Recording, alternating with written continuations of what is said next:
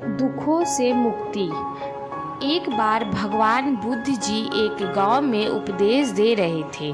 वहां पर एक धनी व्यक्ति उपदेश सुन रहा था।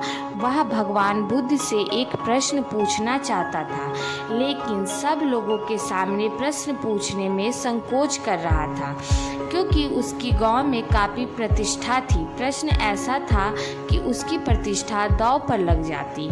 उपदेश खत्म होने के बाद जब सब लोग चले गए, तब उसने बुद्ध के सामने हाथ जोड़कर प्रश्न पूछा, प्रभु, मेरे पास सब कुछ है, धन दौलत प्रतिष्ठा, किसी भी चीज़ की कोई कमी नहीं है, लेकिन मैं खुश नहीं हूँ। सुख रहने का राज क्या है? मैं जानना चाहता हूँ कि हमेशा खुश कैसे रहना चाहिए।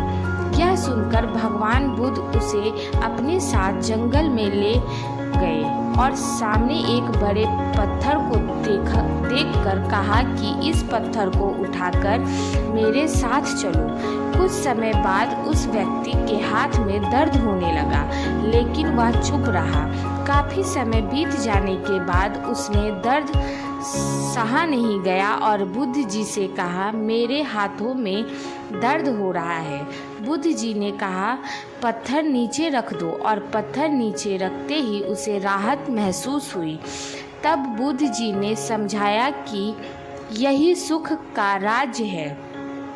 उस व्यक्ति को कुछ समझ नहीं आया।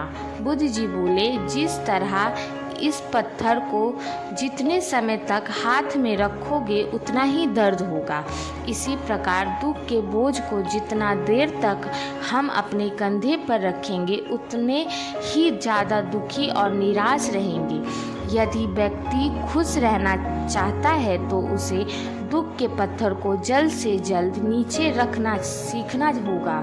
मित्रों, हम सब यही कहते हैं कि अपने जीवन में दुखों के बोझ को ढोते रहते हैं। दुखों से मुक्ति तभी संभव है जब हम दुख के बोझ को अपने मन से जल्दी निकाल दें और इच्छाओं से रहित होकर या जो है उसी में शुक्र करते हुए खुश रहें। यदि प्रत्येक फल अपने आप में नया है और जो फल बीत चुका है उसकी कड़वी यादों को मन में संजो कर रखने से बेहतर है कि हम अपने वर्तमान के पल का पूरी तरह से आनंद उठाएं।